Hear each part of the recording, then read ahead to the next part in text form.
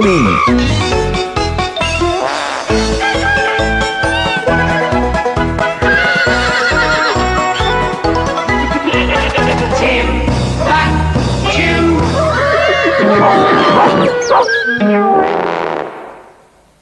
Bellow, a sort of moose from Timbuctoo, by Roger Hargreaves.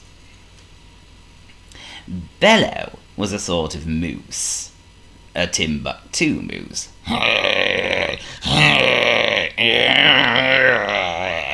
He lived in Antler Cottage in Timbuctoo. As you may well know, or perhaps you don't, moose are bad-tempered animals. And Bellow was the most grumpiest moose ever. He had a shocking bad temper. In fact, he's quite the most bad-tempered moose you could ever imagine. Grumpy by name and even more grumpy by nature.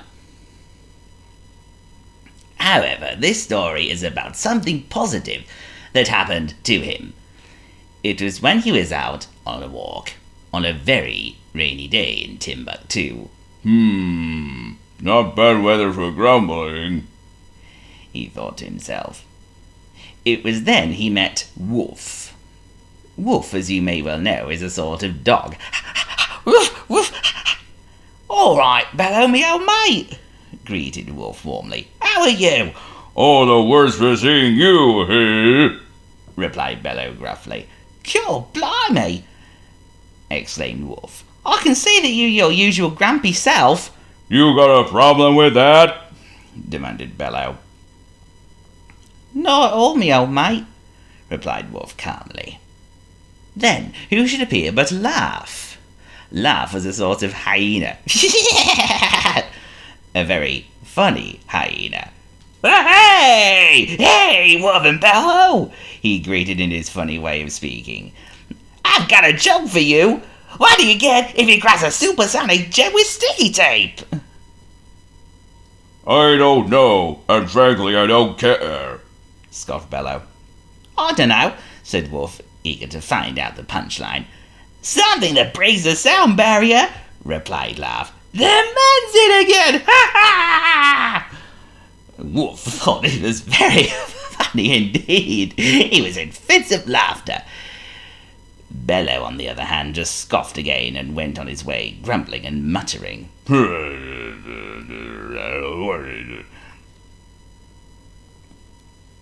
It was then he came to the beach. He sat on a rock and looked out to sea. What would I give to be miles away from civilization? He thought to himself.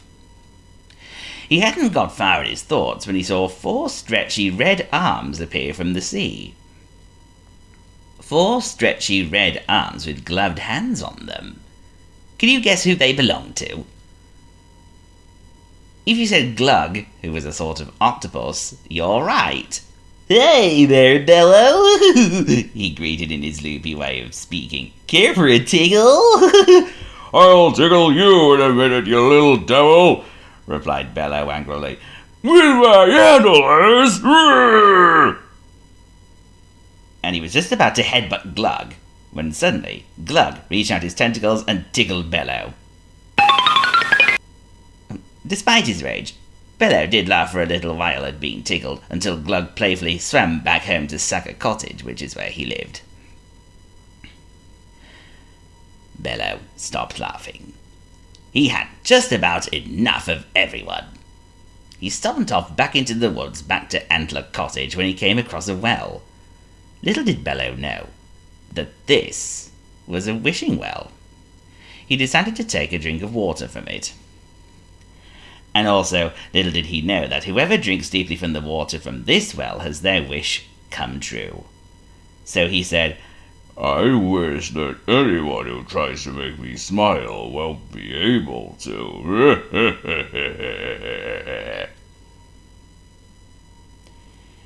When he set off for Antler Cottage, he encountered Laugh for the second time that day.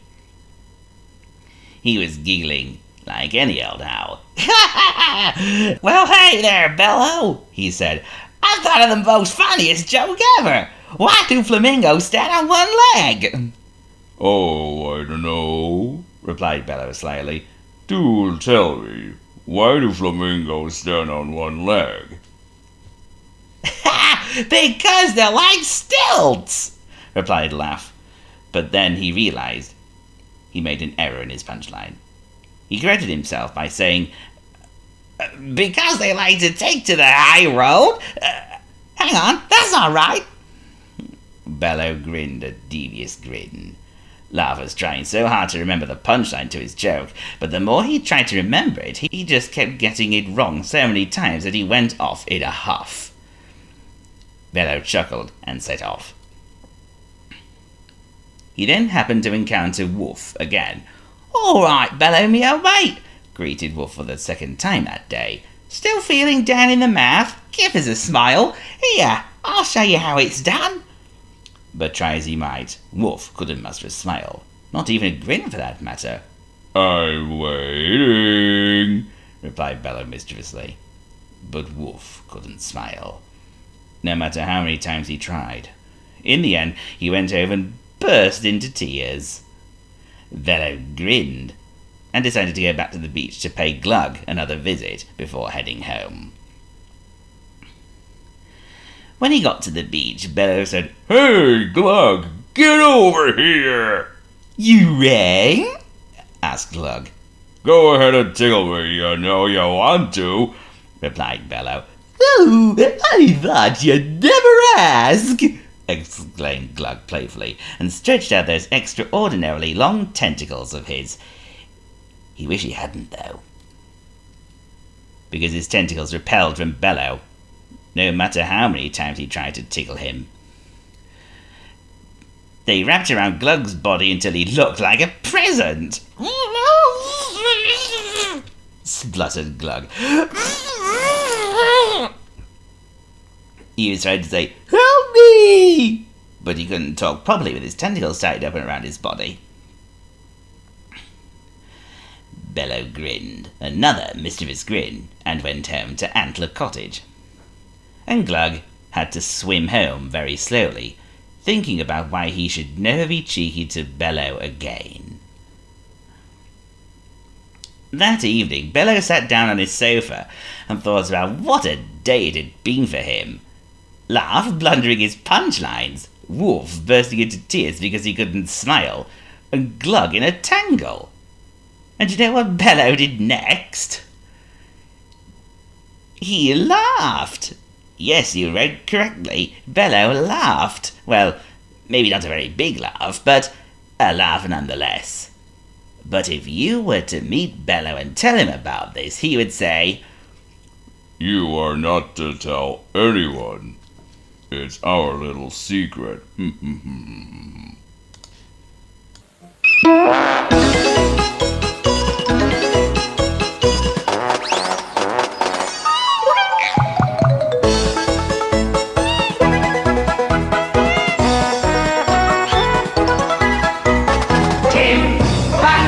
Timbuctoo.